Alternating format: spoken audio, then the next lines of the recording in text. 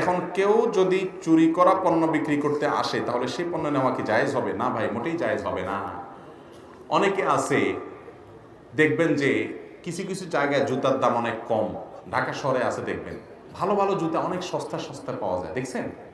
ভালো ভালো মোবাইল অনেক সস্তা সস্তা পাওয়া যায়। কিছু লোক খুব একেবারে মুছে তেল দিয়া তাও দিয়া চলে যায় ওখানে জুতা কেনার জন্য, মোবাইল কেনার জন্য। এই মোবাইল এই জুতা কেনা জায়েজ নাই। টাকা কম দেখেই লাভ দিয়ে ঝাঁপায় পড়বেন। আপনি তো জান্নাতের পথযাত্রী, যেখানে সেখানে মুখ দিতে পারেন না, আপনার জান্নাতে যেতে হবে টার্গেট। ওই হারাম নিতে পারেন না, কারণ এখান থেকে কেনা মানে হলো ওই চোরের দলে যোগ দেওয়া। চোরের বলা ঠিক আছে ভাই তুই চুরি করে আন, আমি তোরে হেল্প করব, এটা ওর সহযোগিতা। আল্লাহ কোরআনে কারিমে সূরা মায়েদা 2 নম্বর আয়াতে বলেছেন ওয়ালা তাআওয়ানু আলাল ইসমি ওয়াল উদওয়ান, পাপ এবং সীমালঙ্ঘন খারাপ কাজ কেউ করলে তুমি সেখানে সহযোগিতা করবে না। আপনি তার মোবাইলটা কিনা ওই জুতাটা ওখানে যায় কিনা মানে হলো চোর বেচারার কি করা, বেচারা তো না, চোর কপাল পোড়া সহযোগিতা করা। অতএব আপনি ব্যবসা করছেন, কথার কথা দোকানদার, আপনি জানেন এই জিনিসটা চুরি করে আনছে, বুঝাই যাচ্ছে, তাহলে ওর কাছ থেকে ওইটা কেনা জায়েজ হবে, পারলে ওরা ধরে পুলিশে ধরে দিবে। হারাম উপার্জন থেকে জেনে বুঝে মসজিদ মাদ্রাসায় লাগানো যাবে কিনা? আল্লাহ তাআলা বলেছেন ইন্নাল্লাহা তাইয়্যিবুন লা ইয়াকবালু ইল্লা তাইয়্যিবা, আল্লাহ পবিত্র, পবিত্র ছাড়া কিছু গ্রহণ করেন না। অতএব আল্লাহর রাস্তায় দান করতে হলে কোনটা দান করতে হবে?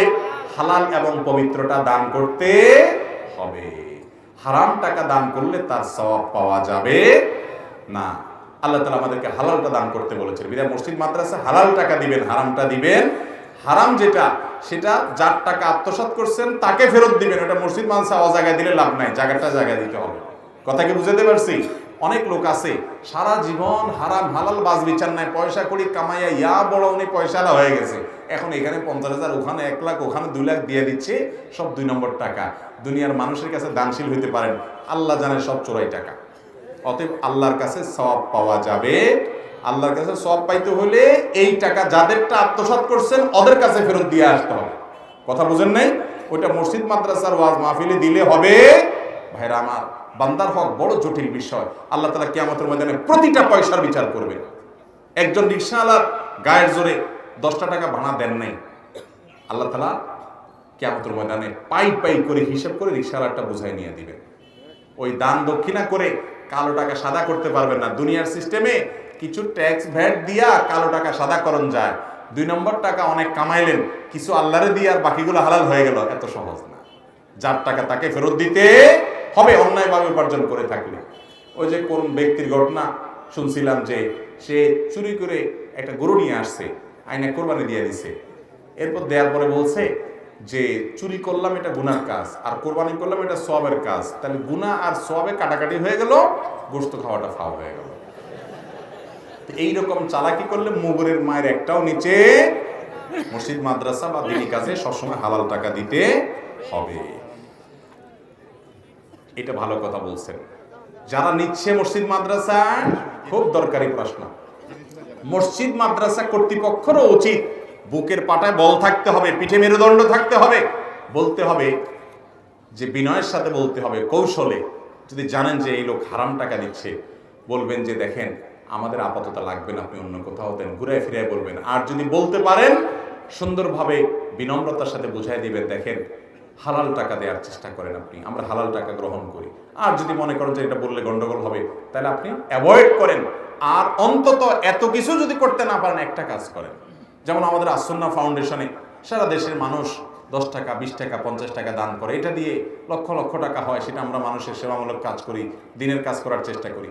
আমাদের যারা সদস্য হতে চায়, আমাদের ফরমে লেখা আছে, নিয়মে লেখা আছে, অবশ্যই হালাল টাকা দিতে হবে। আমরা কোনো হারাম টাকা চাই না। আপনি আমাদের এখানে সদস্য পদ নেবেন, হালাল টাকা দিয়ে নিতে হবে, আমরা শর্ত দিয়ে দিই। এরপরে যদি সে দেয় হারামটা, তা আল্লাহর সাথে বুঝবে। আমি অন্তত বলি মসজিদ কমিটির পিঠে এতটুকু মেরুদণ্ড থাকা উচিত, মাদ্রাসা কমিটির, যে আমার মাদ্রাসা একটু চকচক কম করুক, কিন্তু আমি হালাল টাকা নিব। ওই হালাল টাকার বিল্ডিং এ পড়ে যে ছেলে পড়বে, ও মানুষের মতো মানুষ হবে। এখন তো আমাদের এসব নাই। চকচক করতে হবে মাহফিল, টাকা হারাম টাকা দিয়ে হইলেও হইতে হবে। আল্লাহ আমাদেরকে বুঝার তৌফিক দান করুক। এই যে বাইতুল্লাহ, মসজিদে হারাম, মসজিদে হারামে কালো কাবা, কালো গিলাফে মোড়ানো যে কাবা, এই কাবার এক পাশে যারা গেছেন জানেন বুক পরিমাণ একটা ওয়াল দিয়ে ঘেরাও করা আছে, এটাকে হাতিমে কাবা বলে। এটা কিন্তু কাবার ভেতরের অংশ ছিল, এর ভিতরের অংশটা কাবার ভিতরের অংশ। মূলত ইব্রাহিম আলাইহিস সালাম যে কাবা বানাইছেন এটাও ভিতরে ছিল, কিন্তু আমাদের নবী করিম সাল্লাল্লাহু আলাইহি ওয়াসাল্লামের দাদা আব্দুল মুত্তালিবের আমলে ওনার তত্ত্বাবধানের নেতৃত্বে যখন কাবা পুনর্নির্মাণ করা হয়, ওনারা মুশরিক ছিলেন মক্কার, কিন্তু তারা হালাল হারাম বুঝতো, তারা পর্যন্ত বুঝতো। তারা বলছিলেন যে হারাম টাকা আমরা নেব না, আল্লাহর ঘর বানাইতে শুধু হালাল টাকা নেব। তারা জানে সমাজে কার কামাই রোজগার কি, এই জন্য তারা হালাল টাকা দিয়ে বানাইতে গিয়ে টাকার অভাব পড়ছে, এইটুকুরে আর মসজিদ বানাইতে পারে না, উঁচু করে রাখছে। আজও পর্যন্ত কাবার ওই অংশ ওইভাবেই আছে, এখনো পর্যন্ত কাবার মূল অংশের সাথে নাই। পৃথিবীর মানুষ যেন শিক্ষা গ্রহণ করে, অথচ আমাদের মসজিদ মাদ্রাসা বলেন, দ্বীনি শিক্ষা প্রতিষ্ঠান বলেন, আমরা এখানে হারাম খোর না হালাল খোর দেখা নাই, টাকা দিলেই মারহাবা চিনলে, ঠিক না ভাই? ঠিক। অতএব মসজিদ মাদ্রাসার লোকরা, ইমাম সাহেবরা মেম্বার থেকে বলবেন, খবরদার আল্লাহর ঘরে হারাম টাকা দিবেন না, টাকা কম থাকুক তাও ভালো, হারাম টাকা চাই না। পয়সা হলে সবাই তার মাথায় তেল দেয়, হুজুররাও মারহাবা বলে। আল্লাহ আমাদেরকে বুঝার তৌফিক দান।